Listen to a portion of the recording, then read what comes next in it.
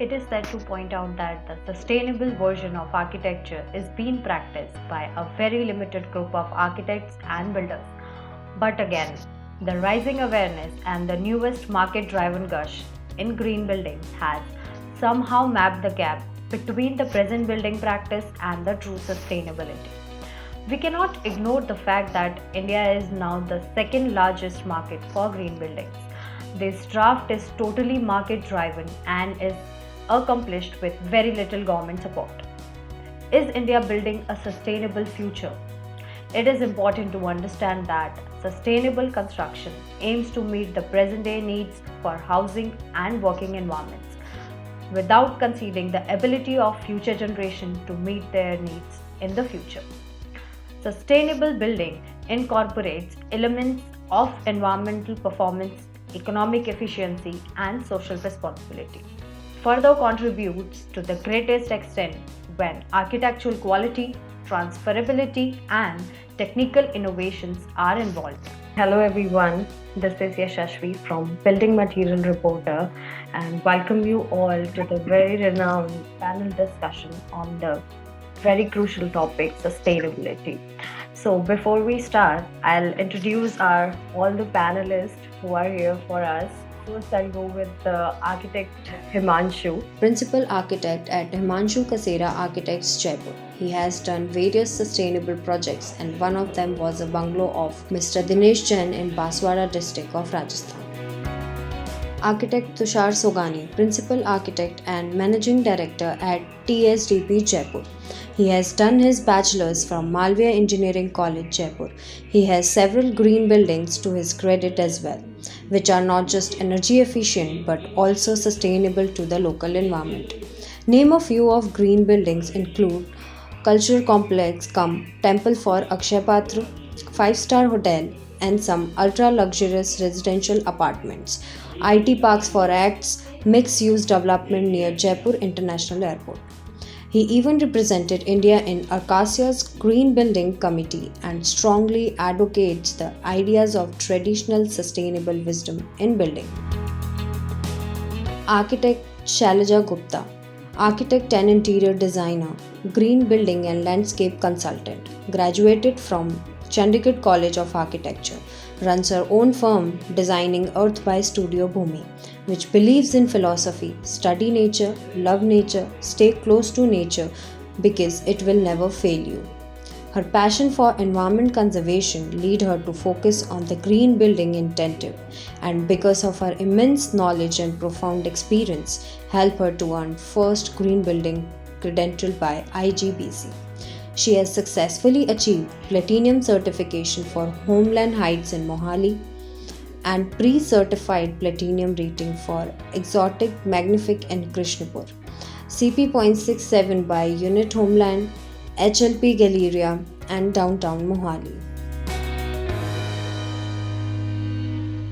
Architect Vishesh Khurana, an architect and environmental designer and developed Green Arc Delhi, India's first all-in-one platform for sustainable homes and eco-friendly interiors.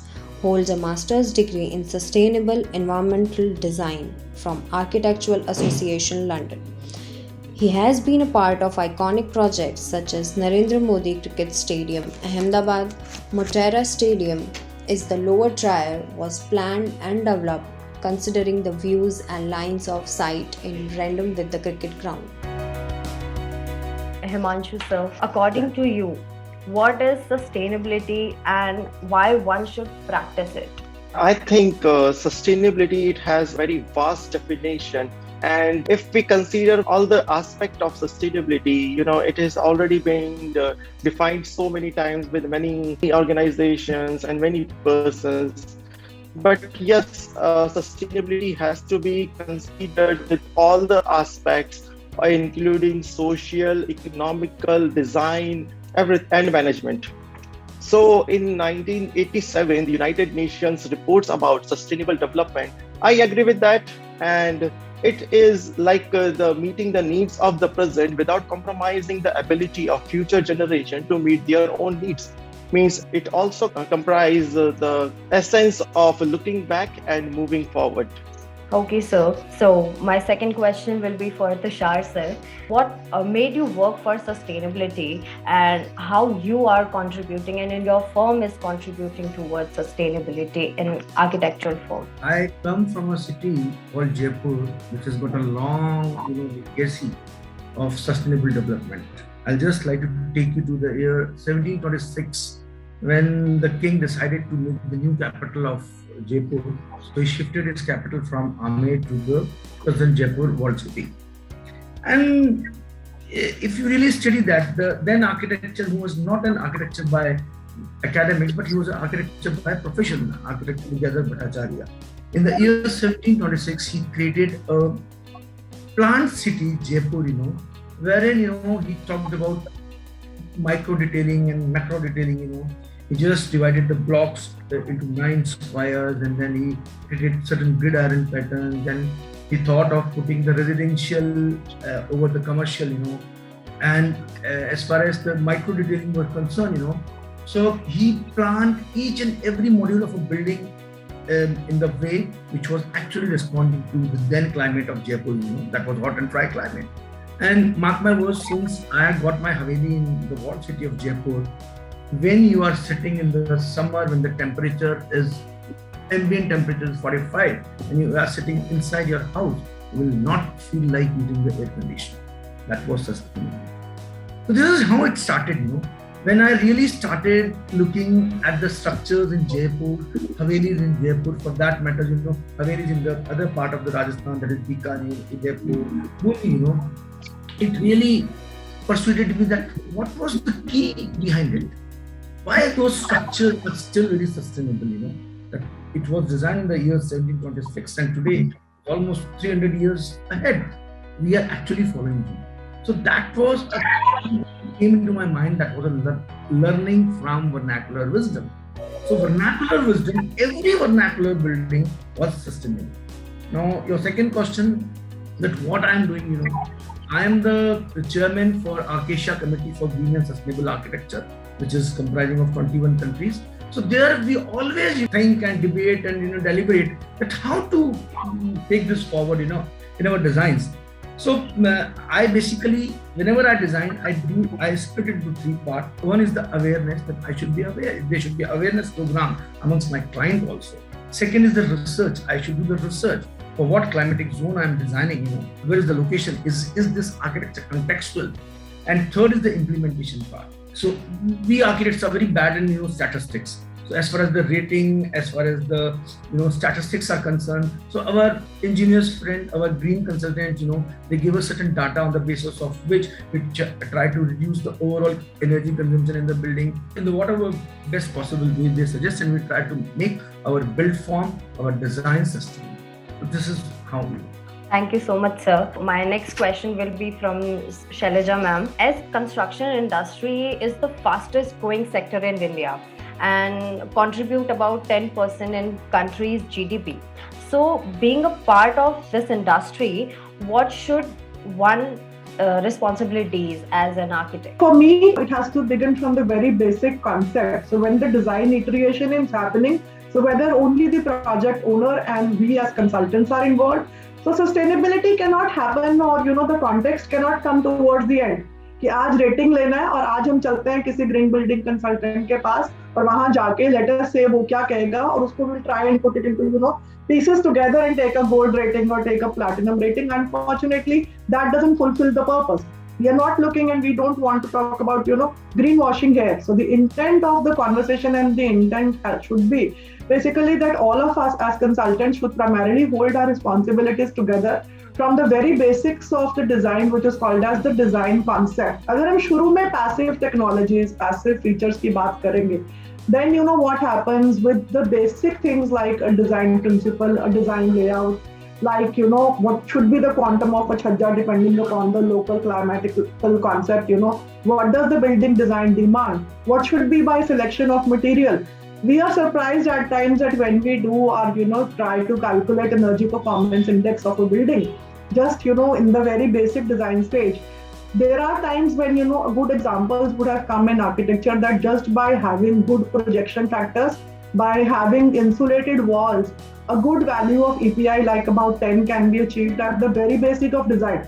So you can start improving that way later, that how am I going to talk about improvement of this later on. So for example, with the basic material choice, like, either a fly ash brick or a concrete block as a replacement to a brick masonry wall, we can definitely reduce the energy performance index of a building by adding a basic material like an insulation in or a cavity wall at the very basic design.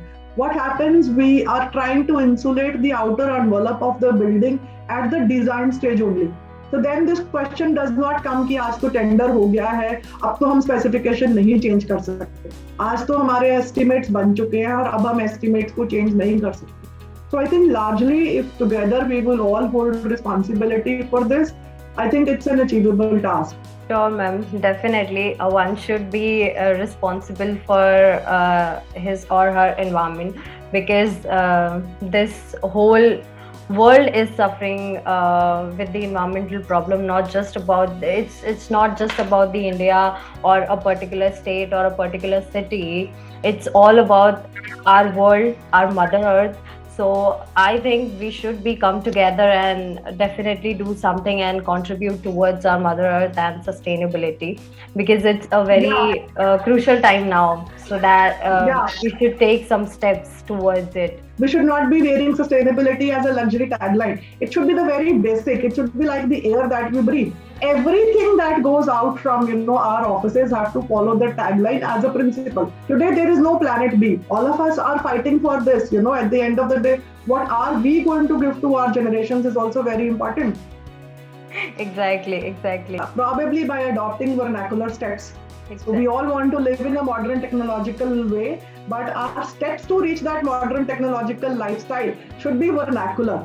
So that what happens, we are adopting not only just a sustainable tagline lifestyle, but few steps which are actually very vernacular in nature, and we are helping the planet. Definitely. Himanshu sir was saying something.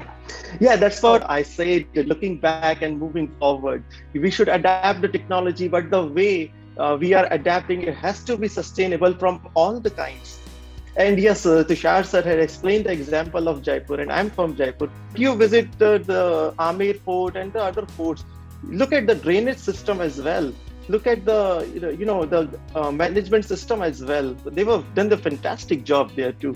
Definitely. I think what need to be stressed at this level is, since we have got almost 5 climatic zones in India, so we used to always discuss that there has to be almost a separate rating tool for separate climatic zones.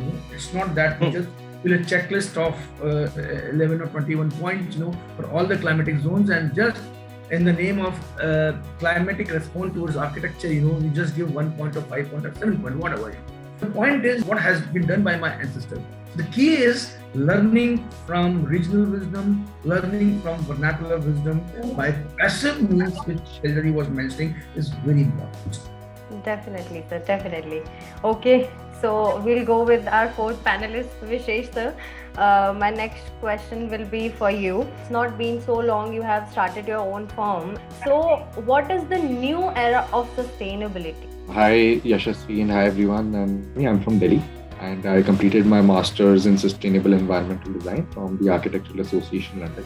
If we talk about sustainability in India, it is about design, but it is about a lot of materials. It's a very broad term, as I just mentioned. But it needs to be from the beginning that sustainability needs to be taken into account. And as Tosharji also just mentioned earlier, and Shelja also mentioned about the passive design techniques, which are really important. Which are the passive design techniques are actually the starting point of sustainable design. And because that is the first step to minimize your energy requirements, your energy consumption. And that is where the process starts, and then you can start getting into the materials, renewable energy. And I feel India is playing its part in generating additional renewable energy at a bigger level. But I feel it's extremely important to minimize the energy consumption at its source as well. So a really big example, if I can just mention about that, is a very big learning is from the government of UK. So the Mayor of London, they've introduced a scheme which is for refurbishing old households and adding thermal insulation just to create energy efficient homes and minimize the energy requirements of the existing homes. So I feel that's a very important aspect at a country level, at a city level, to minimize existing energy consumption. And also, just another point which Tusharji mentioned, sustainability is not a general term. It doesn't have any general characteristics which can be applied to any climate or any cities. It is very city specific, very climate specific, and again, it needs to be a research driven process. The process needs to involve specific techniques for each city based on the climate, the materials, how much. It's basically a combination of all the strategies. And sustainability, as I mentioned, is a very broad term. It includes energy efficiency, it includes health and well-being, it includes affordability also. So, and since I belong to Delhi, which is the city of pollution, so there are a lot of issues about pollution. So it's important to create healthier environments also, which can be done by using low VOC materials and lead-free paints and materials that emit less toxins, materials that can be reused.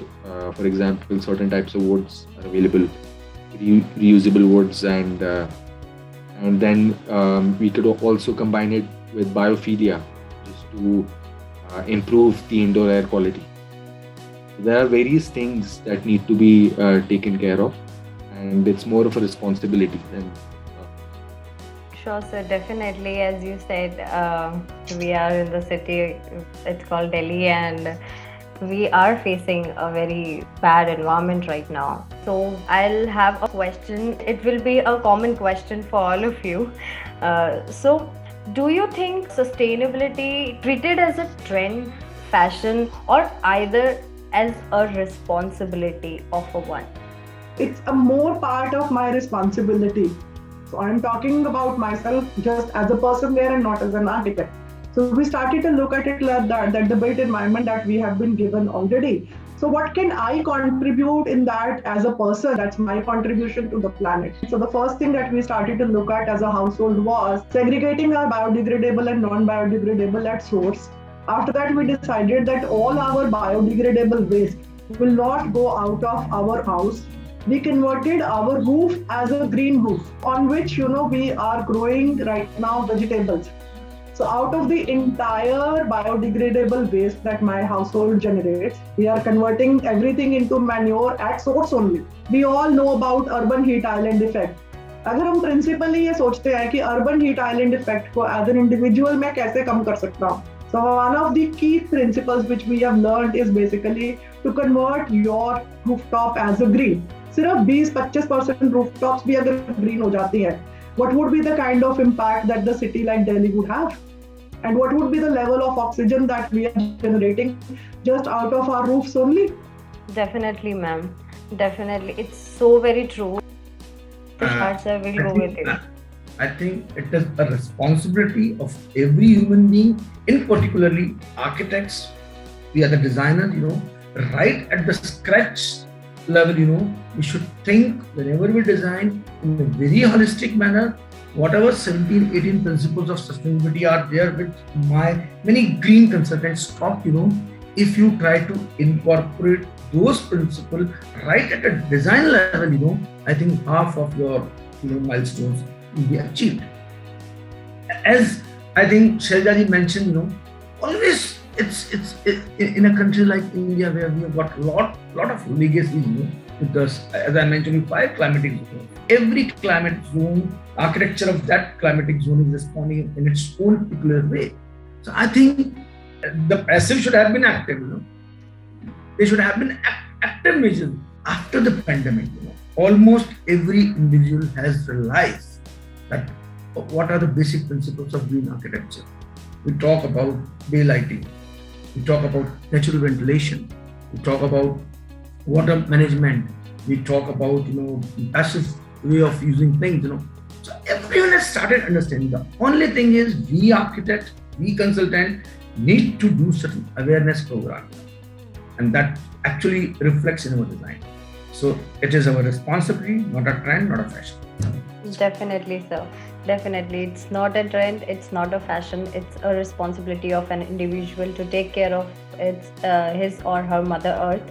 Yes, sir. We'll go with you, Himanshu, sir. I'm totally agree with him. And addition to that, we have nowadays some tools like Ladybug, Honeybee to generate some environmental analysis, and there are tools by which we can, just decide a form and how you by managing a form we can achieve minimum heat gain in Rajasthan. If you are talking about Rajasthan and all the checklists, we can complete all the checklists just by the building footprint, and this is the first step. And to take it to the another level, yes, we do have a lot many tools by which we can do analysis, how much the building is going to gain the heat, how much wall should be extended, how much we have to build a kind of false wall, and many aspects. So yes, we should start using tools. We should modifying our the system we are educating in colleges, and yes, it's our responsibility. Architects are responsible, and architects are very powerful. They are like superhero.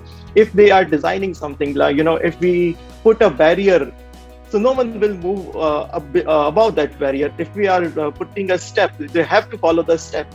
So while designing, we have to think what we are designing and how it's gonna work. So sustainability, yes, it is the need for today's timeline, and all the architects has to set their own standards to follow the sustainability in their design practices. But there is always a but. So speaking Hindi was not considered as very good in society past 10 years back, I think. But nowadays, if you are speaking Hindi, it's a new cool. So there is a term going green. So we think that the sustainability as a business issue will be core to every organization's strategy agenda. It will transform management and strategy in a ways that might appear to have little to do with sustainability in its going green sense, but we will move beyond mainstream thinking to explore its frontier and its implications to the management practitioner and executive.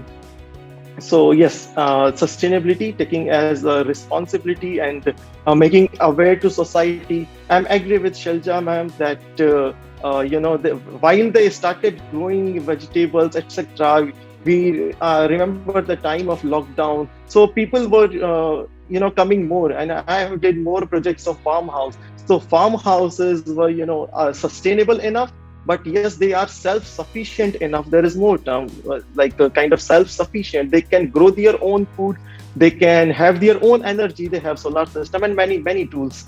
So the entire premises is sustainable and self-sufficient. So practices like this should be moved beyond, and it's our responsibility. Yes.